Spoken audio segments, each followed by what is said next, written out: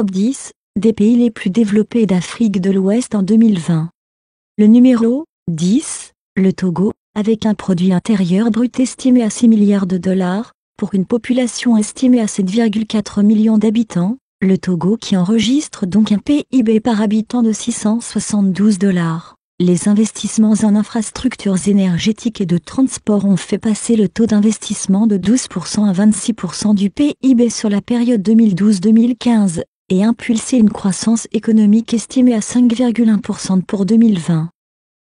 Le numéro 9, le Niger, avec un produit intérieur brut estimé à 10,35 milliards de dollars. La croissance économique est en voie d'accélération malgré un environnement extérieur difficile. Elle devrait passer de 5,2% en 2018 à 6,5% en 2019, a estimé le FMI à l'issue d'une mission à Niamey. Cette croissance sera favorisée par une bonne campagne agricole et la mise en chantier de grands projets d'investissement, souligne le FMI, qui juge la situation budgétaire du pays dans l'ensemble satisfaisante.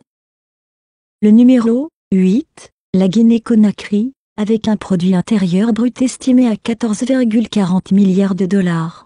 Avec un PIB par tête de 878,60 dollars, la croissance économique de la Guinée est restée constante grâce aux réformes portant sur l'amélioration de l'environnement des affaires. La croissance du PIB réel est estimée à 6,2% pour 2019, 6,0% en 2018. La contribution du secteur tertiaire à la croissance, amélioration du trafic du port de Conakry, croissance de la téléphonie, et exploitation de nouveaux complexes hôteliers, était de 3,6 points en 2018, celle du secteur primaire de 0,7 points, et celle du secondaire de 1,7 points.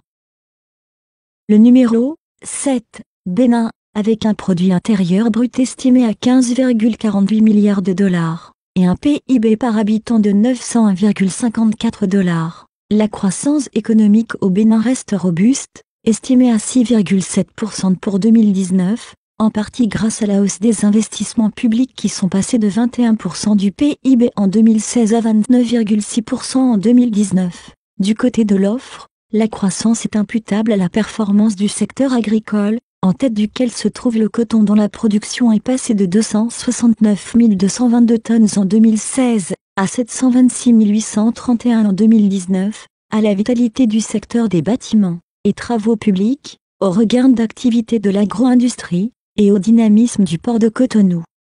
Le numéro 6, Burkina Faso, avec un produit intérieur brut estimé à 15,85 milliards de dollars, et un PIB par tête de 715,12 dollars. Le taux de croissance du PIB est estimé à 6% pour 2019, 6,8% en 2018, tiré principalement par le dynamisme du secteur secondaire, 8,3%, et des services, 6,6%, et la progression soutenue de la consommation privée, 7,5%, et de la consommation publique, 6%. Les autorités ont engagé des actions dans le secteur agricole avec l'aménagement de 25 000 hectares de périmètre irrigué en 2019-2020, la fourniture aux producteurs de 150 000 équipements à traction animale, et la réalisation d'une unité de montage de tracteurs et de motoculteurs. Le numéro 5, le Mali, avec un produit intérieur brut estimé à 19,02 milliards de dollars, et un PIB par tête de 900 dollars. Malgré la crise sécuritaire, l'économie malienne a fait preuve de résilience. En 2019, le Mali a enregistré une croissance de 5%, tirée par les bonnes productions d'or et de coton, un déficit budgétaire de 3,1% du PIB, et une inflation de 0,4%. L'endettement public était de 35,5% du PIB fin 2020. La création de la zone de libre-échange continentale, et de la monnaie unique de la CEDEAO, ECO, devrait contribuer à renforcer l'intégration du Mali dans la région. Pour promouvoir le secteur privé, le gouvernement a lancé un programme d'infrastructures économiques de 5 500 milliards de francs CFA qui vise à réaliser 8 700 km de routes, et 6 ponts d'ici 2023. Le numéro 4, le Sénégal, avec un produit intérieur brut estimé à 25,77 milliards de dollars, et un PIB par habitant de 1521,95 $. La croissance du PIB réel s'est maintenue au-dessus de 6% depuis 2015 sous l'impulsion du plan Sénégal émergent 2014-2018. La croissance, de 6,7% en 2018, a glissé à 6,8% en 2020. Les investissements publics dans les infrastructures, l'agriculture et l'énergie ont maintenu le déficit budgétaire à 3,8% du PIB en 2019 et 2020, au-delà du seuil de convergence de l'UEMOA de 3%.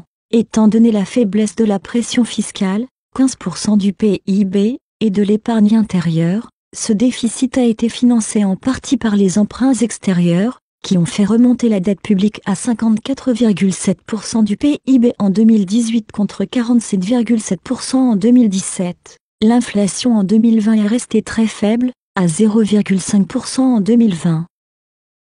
Le numéro 3, la Côte d'Ivoire, avec un produit intérieur brut estimé à 48,35 milliards de dollars, et un PIB par habitant de 1715,53 $.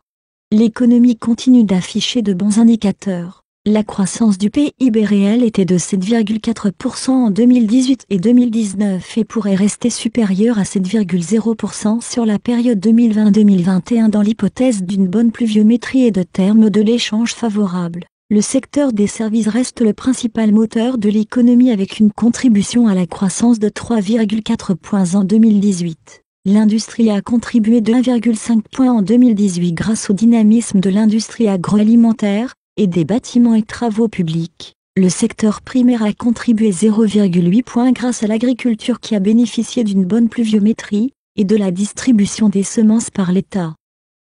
Le numéro 2, le Ghana, avec un produit intérieur brut estimé à 69,76 milliards de dollars. L'économie du Ghana a poursuivi son expansion en 2020 avec une croissance du produit intérieur brut, PIB, estimé à 7,1%.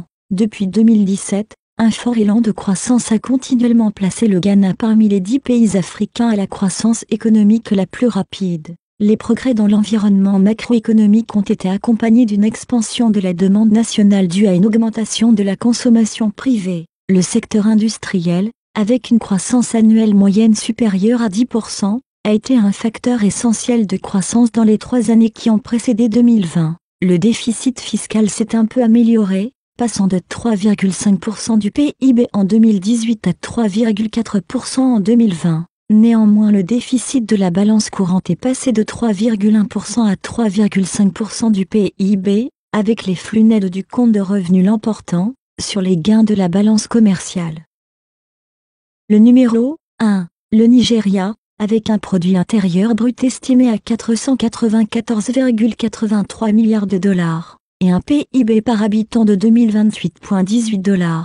La croissance du PIB réel a été estimée à 2,3% en 2019, soit un peu plus que le 1,9% de 2018, principalement en raison de la croissance du secteur des transports, du secteur pétrolier et des technologies de l'information et des communications. L'agriculture a été touchée par des inondations sporadiques et par des conflits entre éleveurs et agriculteurs locaux. Le secteur manufacturier continue de souffrir d'un manque de financement. La consommation finale des ménages a été le principal moteur de la croissance en 2019, renforçant sa contribution de 1,1% à la croissance du PIB réel en 2018. L'effort visant à rabattre l'inflation dans une fourchette de 6 à 9% s'est heurté à des contraintes structurelles et macroéconomiques, notamment la hausse des prix des denrées alimentaires et des arriérés de paiement, ce qui a abouti à un taux estimé à 11,3% pour 2019.